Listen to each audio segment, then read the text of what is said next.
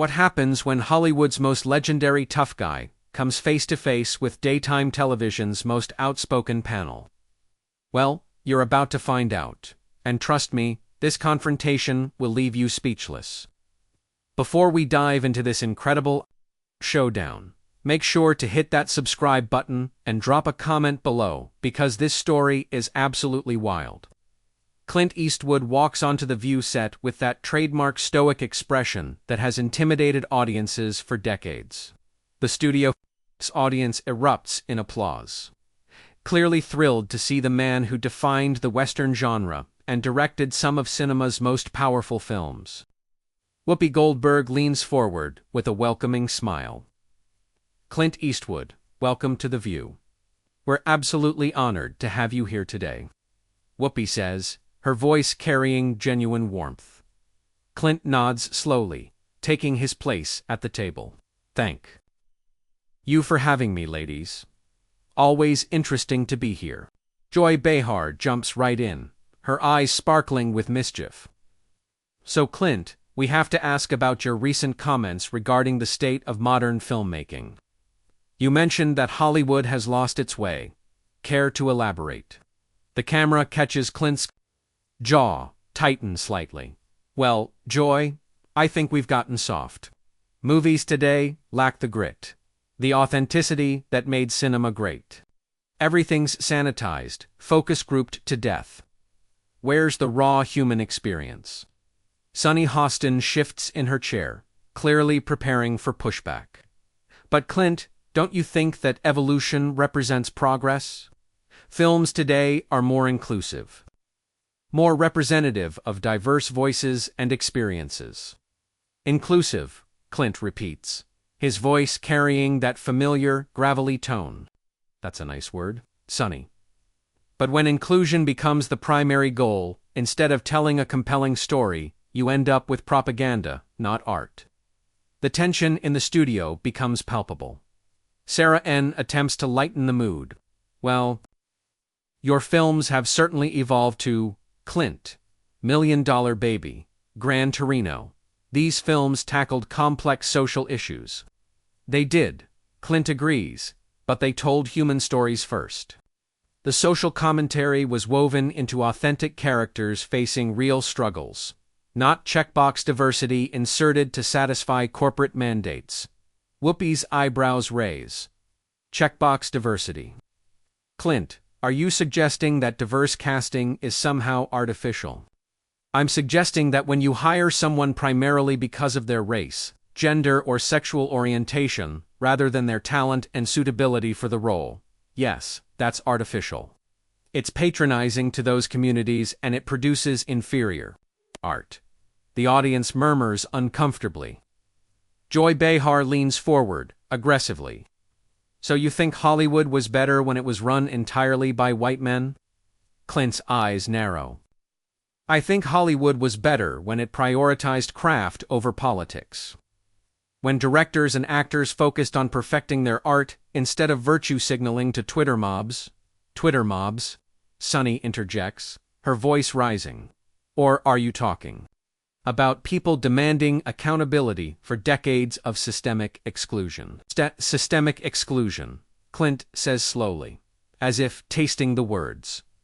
You know what excluded people from Hollywood? Lack of talent, lack of connections, lack of business sense. Same things that exclude people today. The difference is now we pretend. It's all about race and gender, instead of acknowledging that this is a tough, competitive business. Sarah attempts to redirect, but surely you acknowledge that barriers existed, that opportunities weren't equally available to everyone. Of course, barriers existed, Clint responds. They still exist. But pretending that lowering standards or mandating quotas solves anything is naive. Excellence doesn't care about your demographics. The studio atmosphere grows increasingly charged. Whoopi's voice carries a warning tone. Clint, I think you're oversimplifying complex issues here. Am I? Or are you overcomplicating simple ones? Good filmmaking requires good stories, good characters, and talented people bringing them to life. Everything else is noise. Joy's face flushes. So the push for representation, for giving voice to marginalized communities, that's just noise to you. When it comes at the expense of quality, yes. When studios greenlight projects not because they're good, but because they tick the right boxes. That's not progress. It's regression, disguised as virtue. The panel exchanges glances, clearly caught off guard by Clint's unflinching responses. Sonny decides to press harder. You realize how that sounds, right? Like you're defending the old boys club that kept so many talented people out. Clint leans back slightly, his expression unchanged. I'm defending merit, Sonny. I'm defending the idea that the best person should get the job. That the best story should get told, regardless of who writes it or who stars in it. But who decides what's best? Whoopi challenges. And isn't it? Perspectives were limited when decision-makers came from such a narrow demographic. Absolutely possible, Clint concedes. But the solution isn't to swing the pendulum to the opposite extreme. You don't fix discrimination with more discrimination, even if you call it equity. The conversation reaches a boiling point as Joy slams her hand on the table. This is exactly the kind of thinking that perpetuated inequality for decades. Clint. Clint's voice remains steady, almost dangerously calm. And this is exactly the kind of thinking that's destroying the film industry. Today, Joy. You can't build excellence on a foundation of grievance and guilt. Sarah N. attempts to lower the temperature, her voice diplomatic but strained. Clint, let's talk about your own career. You've directed films featuring strong female characters, complex minorities. Surely you see the value in diverse storytelling. Clint turns to her, his gaze steady. I see the value in honest storytelling, Sarah. When I made $1 Million Baby, I wasn't thinking about gender representation. I was thinking about a compelling story of determination and sacrifice. The fact that it featured a strong woman was organic to the narrative, not mandated by studio executives. But don't you think representation matters?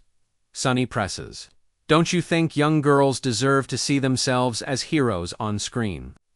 Young girls deserve to see well-written three-dimensional characters they can connect with, Clint replies. Whether that character is male or female is secondary to whether they're authentic and inspiring. Pandering doesn't inspire anyone. Whoopi's patience visibly wears thin. Clint, calling representation pandering, is pretty dismissive of people who've been ignored by Hollywood for generations. I'm not dismissing anyone, Whoopi. I'm questioning the methods being used to address past oversights.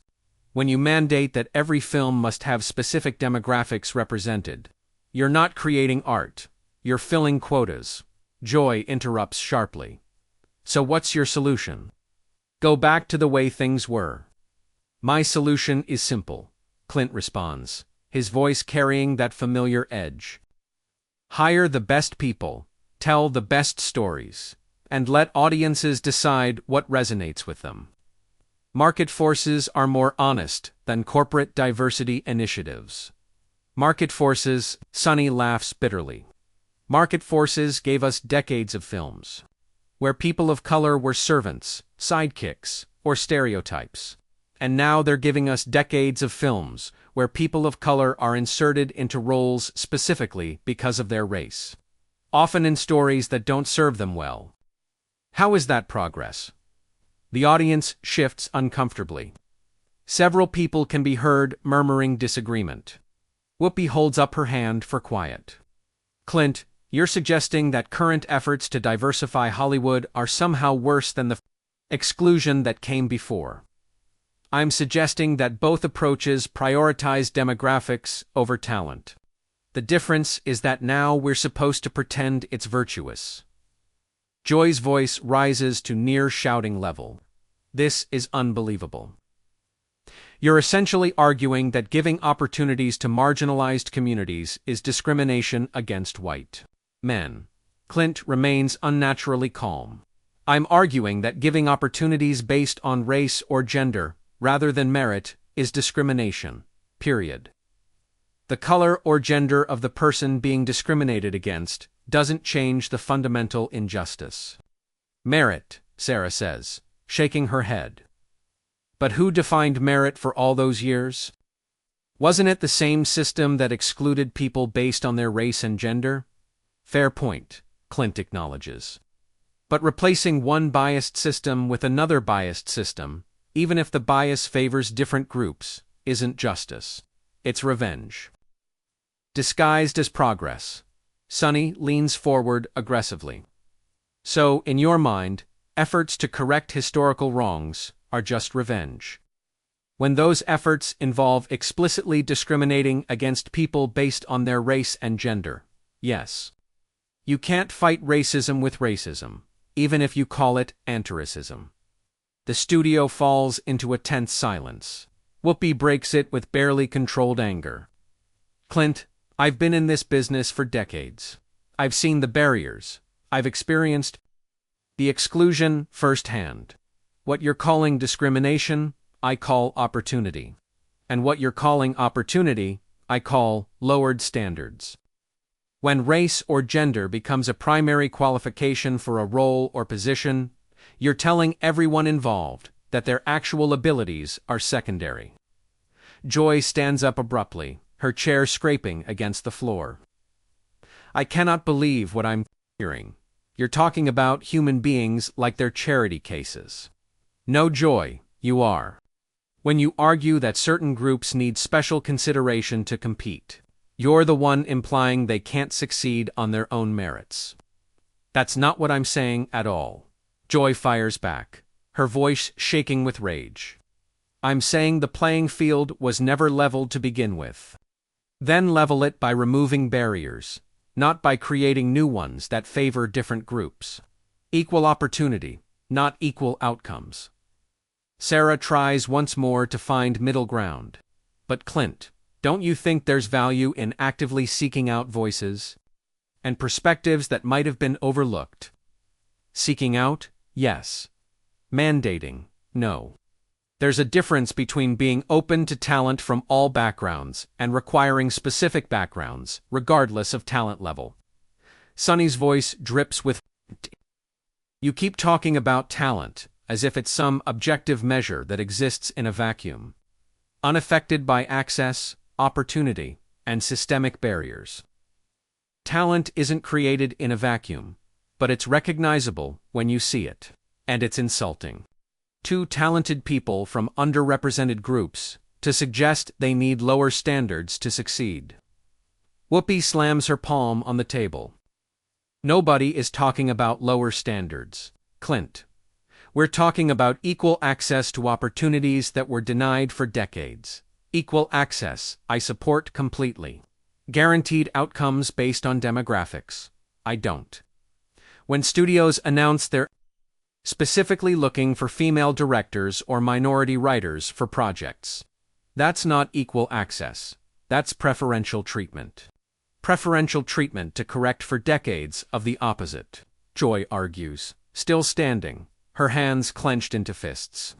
Two wrongs don't make a right, Joy, and the people paying the price for this correction had nothing to do with past discrimination. The audience becomes increasingly restless. Some people begin booing. Whoopi struggles to maintain control. Clint, I think you're missing the bigger picture here. The bigger picture is that we're creating a generation of artists who got their opportunities based on their identity rather than their abilities. How does that serve anyone long term? Sonny's face contorts with anger. You're living in a fantasy world if you think opportunities were ever distributed fairly, based purely on ability. I never said they were. But moving from unfair in one direction to unfair in another direction isn't progress. It's just different injustice. Joy finally explodes. This is exactly the kind of privileged, out-of-touch thinking that keeps inequality alive. You benefited from decades of a system that favored people like you, And now you want to lecture us about fairness. Clint's eyes narrow as he looks directly at Joy. I benefited from being in the right place at the right time with the skills to capitalize on opportunities. Just like successful people from any background do today. The difference is, I'm not ashamed of my success, and I don't think I owe apologies for it. Unbelievable, Joy mutters, pacing behind her chair. Absolutely unbelievable. Whoopi attempts to regain control of the rapidly deteriorating situation. Clint, let's try to find some common ground here. Surely you can acknowledge that the industry has problems that need addressing. Of course it has problems, Clint replies. It's run by committees, focus groups, and accountants instead of artists. It prioritizes safe, formulaic content over risk-taking and innovation. But the solution isn't to add more layers of bureaucracy and identity politics. Sarah makes one last attempt at diplomacy. What would your ideal Hollywood look like? One where the best ideas get greenlit, the best actors get cast, and the best directors get hired, regardless of their demographics. Where audiences vote with their wallets for the stories that move them, not the stories that check boxes. Sonny scoffs loudly. So basically, the way things were when only white men had real power in the industry. No, Sonny, the way things could be if we focused on excellence instead of demographics. There's a difference. The audience erupts in boos. An angry shouts. Someone yells, "Racist," from the crowd. Whoopi frantically gestures for quiet, but the studio chaos continues to build. Joy walks around the table toward Clint, her finger pointed accusingly. Do you hear that, audience? Do you hear how tone-deaf you sound? These are real people whose lives have been affected by the discrimination you're pretending doesn't matter. Clint stands slowly, his imposing frame casting a shadow over the set. I hear an audience that's been told what to think, instead of being encouraged to think for themselves. That's the real problem with Hollywood today, and apparently with daytime television too. Excuse me. Whoopi's voice drops to a dangerous whisper. You heard me. This isn't a discussion, it's a lecture. You brought me here hoping I'd nod along with your talking points, and when I don't, you turn the audience into a mob. The studio erupts again. Audience members are on their feet, shouting over each other. Some security guards move closer to the set. Sonny stands and points at Clint. You're calling our audience a mob because they disagree with your outdated, discriminatory views. I'm calling them a mob because they're behaving like one. When did disagreement become grounds for shouting people down?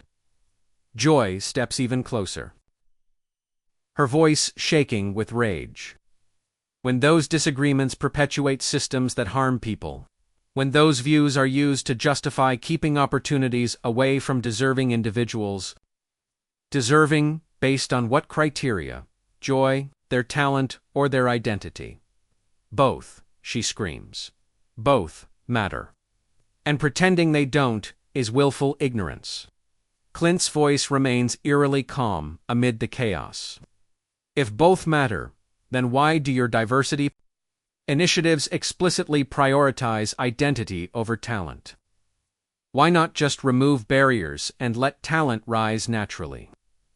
Whoopi stands abruptly, her chair flying backward. Because talent doesn't rise naturally when the system is rigged against certain groups. We've seen decades of proof of that. And now you're rigging it in favor of those same groups. You're not eliminating bias, you're redirecting it. The audience becomes completely unruly. Chance of get him out. Begin from multiple sections.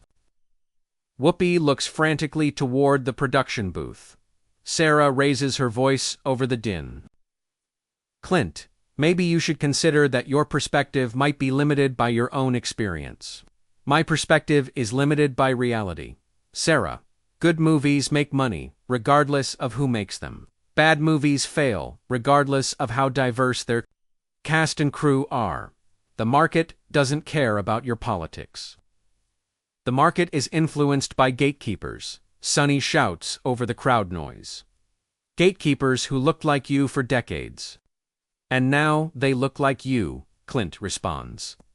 Different faces, same corrupt system. You haven't fixed anything. You've just changed who benefits from the corruption. Joy moves within arm's length of Clint, her face red with fury. How dare you call diversity initiatives corrupt? How dare you dismiss the struggles of entire communities? I'm not dismissing anyone's struggles. I'm calling out the so-called solutions that create new problems while pretending to solve old ones. The audience noise reaches a fever pitch. Several people have moved toward the stage area, despite security efforts. Whoopi looks toward the control booth and makes a cutting gesture across her throat. "Ladies and gentlemen," Whoopi announces.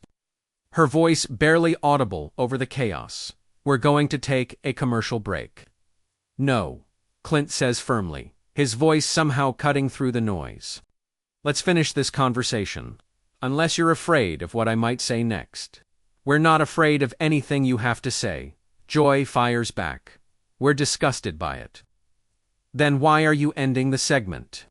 Whoopi's composure finally cracks completely. "Because this is our show, and we don't provide platforms for views that harm our community." "Your community?" Clint asks, raising an eyebrow. "I thought this was supposed to be a show for everyone." "It is, but not for people who want to roll back progress and pretend discrimination doesn't exist." "I never said discrimination doesn't exist. I said your methods of addressing it create new discrimination. There's a difference." Security personnel begin moving onto the set as the audience becomes increasingly agitated. Some people are trying to climb barriers to get closer to the stage. Sonny points toward the exit. "I think you need to leave, Clint. This conversation is over. Because you can't handle different opinions. Because you're promoting harmful ideologies that hurt real people." Joy screams, now standing directly in front of him. Clint looks around the chaotic studio, then back at the panel. This is exactly why Hollywood is dying. You can't tolerate dissent. You can't handle real debate, and you label anyone who disagrees with you as harmful. Good luck making compelling art in that environment. "Get out," Whoopi says quietly, but her words carry the weight of absolute finality. "Security. Please escort Mr. Eastwood from the building." Clint nods slowly, a slight smile playing at the corners of his mouth. There it is, the tolerant left, showing their true colors. Can't win the argument, so you shut down the debate. As security approaches, he raises his hands in a peaceful gesture. "Don't worry, I'll show myself out. I wouldn't want to be accused of toxic masculinity for resisting." The audience boos and jeers as Clint walks toward the exit with measured, deliberate steps. Just before leaving the set, he turns back one final time. "You know what the real tragedy is? You're so busy fighting yesterday's battles that you're blind to today's problems. Good luck explaining to your audience why you can't handle a simple conversation with someone who disagrees with you." And with that, Clint Eastwood walks off the View set, leaving behind a studio in complete chaos and a panel of hosts, struggling to regain composure. What an absolutely wild confrontation that was. The tension, the escalation, the complete breakdown of civil discourse. It was unlike anything daytime television has ever seen. Make sure to subscribe to stay updated on more incredible stories like this one, and comment below with your thoughts. Do you think Clint Eastwood went too far, or were the hosts unable to handle a challenging conversation?